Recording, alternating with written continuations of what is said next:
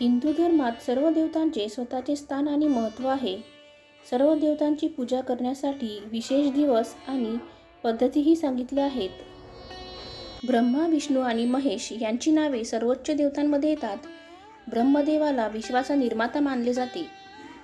भगवान शिव आणि विष्णूसह सर्व देवांची पूजा केली जाते, परंतु ब्रह्मदेवाची पूजा केली जात नाही.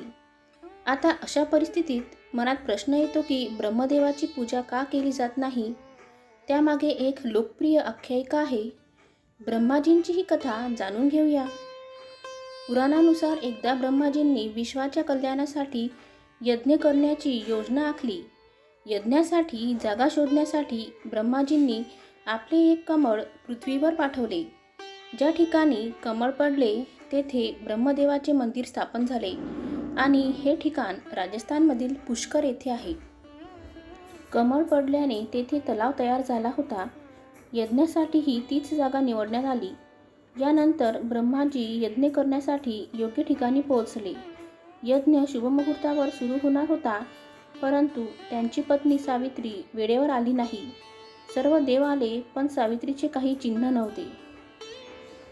तेव्हा ब्रह्माजींनी नंदिनी गायीच्या मुखातून गायत्री प्रगट केली आणि तिच्याशी विवाह करून यज्ञ पूर्ण केला. काही वेळाने सावित्री यज्ञाच्या ठिकाणी पोहोचली आणि तिने पाहिले की ब्रह्मदेवाच्या जवळ एक स्त्री बसलेली आहे.